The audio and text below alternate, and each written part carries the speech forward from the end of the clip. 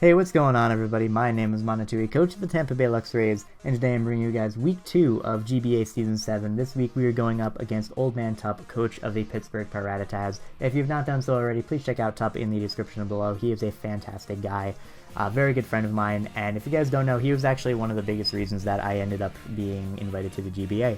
Last season when we needed a replacement, Tup knew who I was and he really pushed for me to join, and here we are today. So that's a little bit of that story. Thank you very much, Tup, even though now we have to destroy you. That being said, going over his team, he brought his Nidoking, Scizor, Hydreigon, Chandelure, Cryogonal, and Tapu Koko. And he actually did a pretty smart thing with his team, where he didn't bring any of his walls, he brought nothing that could possibly be passive versus me, and he brought pretty much entirely special offense. Like, if you see there, Nidoking, Hydreigon, Chandelure, Cryogonal, and Tapu Koko all have the potential to OHKO me with super effective moves, or they would be able to OHKO me if I wasn't Assault Vest.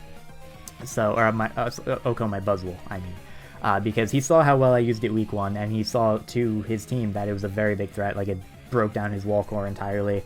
He didn't want to deal with that, so he made sure he could offensively check it as best as he could, and that was very smart on his part. Looking at my team, however, even though I do have an entire team builder dedicated to it, we have our specially defensive Dragon Dancing Zygarde, we have our Choice Specs, Modest, Greninja, we have our Assault Vest Buzzwole, we have our Speedy, Max HP Jirachi, we have our Choice Scarf Roserade, and we have a specially defensive Stealth Rocking Miltank. So with that being said, let's just hop into the game. Let me just put this to 1.5, there we go, and then let's just get into the game. So, as you're going to see, there he is, Pokemon Trainer Tup, sending the challenge. He is going to be leading with his Nidoking. I decided to lead with my Zygarde to try and get a big hit off onto whatever he wanted to lead with, even a Tapu Koko or something like that, but because I don't outspeed this thing, and because I'm fearing this thing to be sashed the way he led off with it, I'm going to switch out into my Miltank as he goes right for the Stealth Rock, kind of confirming that he's sashed because he wouldn't have wanted to take 1,000 arrows there, and Nidoking's a pretty big threat to my team. But because I know that he's not Life Orb, I will be able to stay in and get set up the Stealth Rock and not be too KO'd by this thing, which is very, very nice, because now Miltank will be able to go for the Milk Drink on the following turn. As you're going to see here, he's going to go for the Earth Power. It's not going to be able to knock me out, and I will be able to Milk Drink, getting myself up to a very nice amount of HP.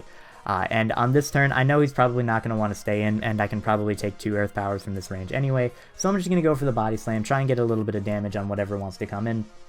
And as you're going to see here, he actually decides to switch out into the Scizor, which I'm okay with, because even though I don't have Fire Punch to hit this thing, which would have been very nice, I do have a relatively safe switch into this thing, being my Buzzwole. And like I said, pre-game, Buzzwole really doesn't have a good role on this team right now. Like, its only real role is to kind of deal with the Scizor, because the rest of his team's special attackers and threaten this thing a lot. Even like, if I wanted to keep it around for Hydreigon, it's going to be pressured a lot throughout this game, and it's going to be very difficult to keep around. That being said, he's going to knock off my Assault Vest. I do take the hit very easily, and now he is forced to switch out. I wasn't sure if he wanted to stay in, and I knew if he went out into Chandelure, he'd be taking rocks anyway, so I didn't go for the Earthquake. Instead, I go for the Power-Up Punch. Also totally fine, because now I will be able to go out into my Zygarde. And what I can possibly do here is live the attack that Chandelure wants to go for, and then possibly go for Dragon Dances to maybe go for an early sweep, but instead of doing that, I'm just going to make what I think is probably the smarter play, and just go for the 1,000 arrows and get damage on whatever wants to come in, as he actually decides to go out into Cryogonal, which is not going to take this attack well at all. As you're going to see here, this 1,000 arrows is almost going to knock him out, and it's going to send him down to the point where Stealth Rocks, if he ever switches it back in on Stealth Rocks, he is going to go down.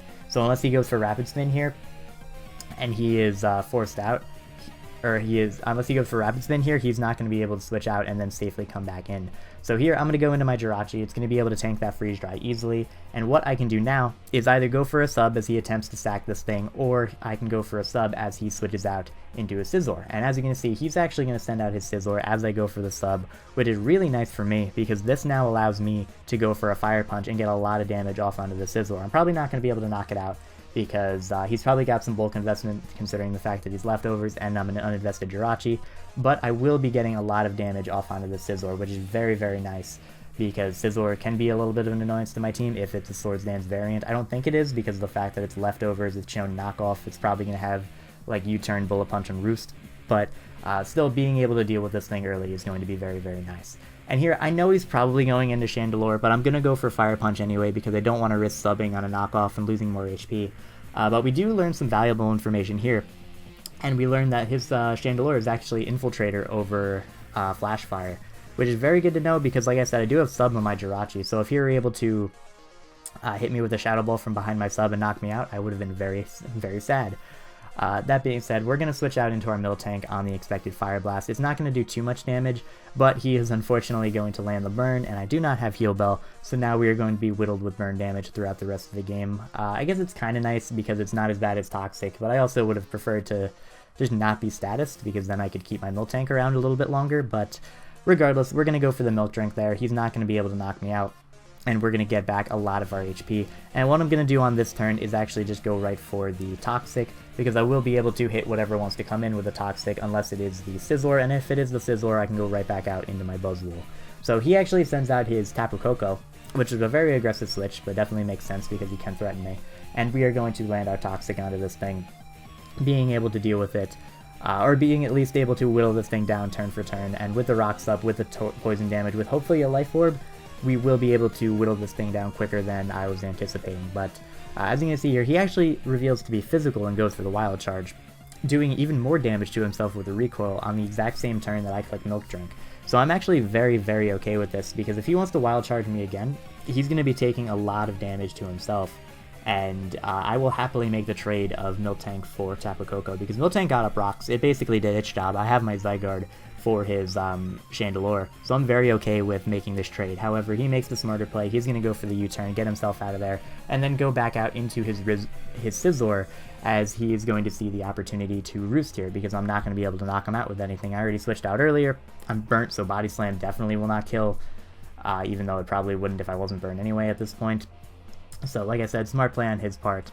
However, this does allow me to go back out into my Buzzwole, which is a very, very scary thing for his team, because even though he checks it offensively very well, he still does not have a very good switch into it at all, and he's going to be pressured here a little bit. So as you're going to see, he's going to go for the Roost, and on this turn, I'm just going to go for the Earthquake, because if he wants to switch into Chandelure, he will lose that Pokemon, and if he decides to stay in and attack me, he'll still take damage from this.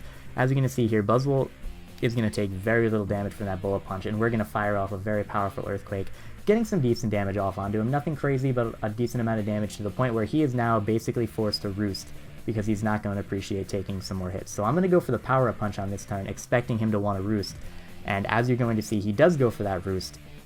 And now, what we will be able to do is go for the Superpower after tanking another Bullet Punch and get a lot of damage off onto this thing. So he's going to go for the Bullet Punch. Like I said, because of my ridiculous bulk stat, or because of my ridiculous defense and HP stat, we're going to tank that, and this +1 Superpower is going to knock out this Sizzler, which is really, really nice, because now basically the only thing Buzzwole needed to do is now done.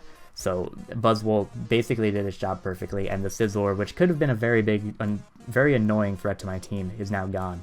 Tup is then going to make kind of a weird play and go for the U-turn on my Buzzwole. Like, I could have saved it, but I didn't really see a point, and I didn't have great switch-ins to Dark Pulse anyway.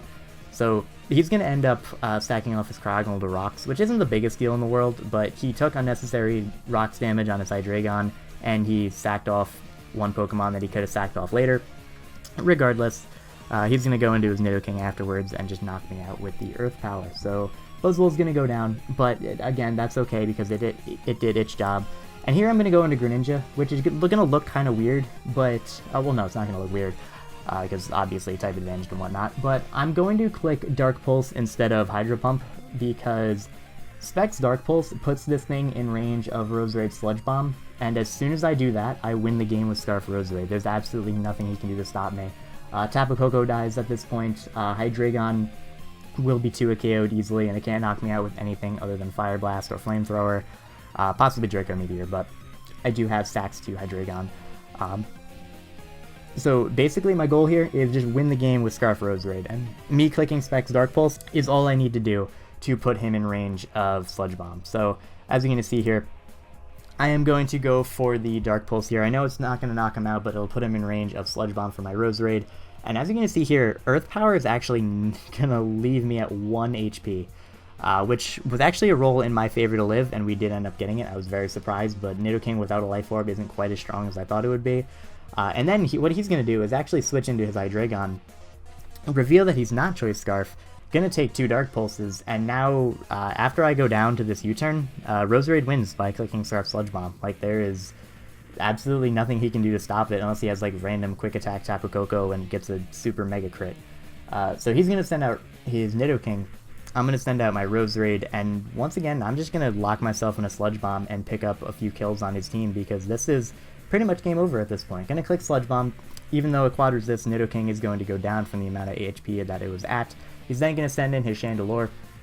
Even if he is Scarfed, I will be able to outspeed it, so I'm going to go for the Sludge Bomb once again, outspeed him, and knock him out as well. So now all he has left is his Tapu Koko and his Hydreigon, which looks like it dies to rocks. So Tapu Koko is going to come out. It is definitely not living the Sludge Bomb. Even if it were at full, it would not be living the Sludge Bomb. At about half HP, it's not going to live the Sludge Bomb ever. So Sludge Bomb going to go off and going to knock out the Tapu Koko. And then all he has left is his Hydreigon, which he sends out. And then gets poked a couple times by rocks and falls. So that is going to be a 4-0 win over Old Man Tup of the Pittsburgh Pirattatas. Definitely a good performance from my side, I think. The team worked pretty much perfectly. He didn't bring some of his bulkier things, which, like I said, was kind of smart, but it did open up the opportunity for things like my Greninja to break through his team, for things like Roserade to sweep late game. Tup, I don't think, really played badly or prepped badly. I mean, he makes a couple questionable plays, like U-turning on the Buzzwole, but I feel like my team definitely had the matchup this week, and I think I definitely used that to my advantage. Once I was able to get rocks up, things like the Cryogonal and the Chandelure were threatened, which were very nice. Jirachi was able to put some pressure on with Fire Punch, which was very good. Even Greninja, with the powerful Choice Specs Dark Pulse, was able to put in a lot of work. So basically, I was just able to whittle his team down enough to the point where Scarf Roserade was able to clean up. And like I said, I do agree with him bringing like mostly offensive things. Like, he didn't really have anything bulky on his team other than the Sizzler. And that was very good in order to deal with my Buzzwole, but he didn't really have a lot for the Scarf Roserade. Like, if you look at his team, I 2-KO'd or O-KO'd everything on his team. Nidoking would have gotten 2-KO'd, Sizzler would have gotten O-KO'd by HP Fire, Hydreigon O-KO'd by Dazzling Gleam. Chandelure, the only thing that wouldn't have gotten O-KO'd or 2-KO'd, but after Rock's damage, it wouldn't want to switch in a Sludge Bomb anyway. Same thing with Cryogonal, and then Tapu Koko would have just gone down. So, like I said, he patched up one weakness to my Buzzwole, but then that opened up a little bit of a hole against my Roserade. So, GG Tup, a lot of fun. Thank you guys very much for watching. I hope you all enjoyed. Next week, we're going to be going up against Lars of the Borussia Donphan, so I hope you're looking forward to that. Like I said, thank you all for watching, and I will see you in the next game.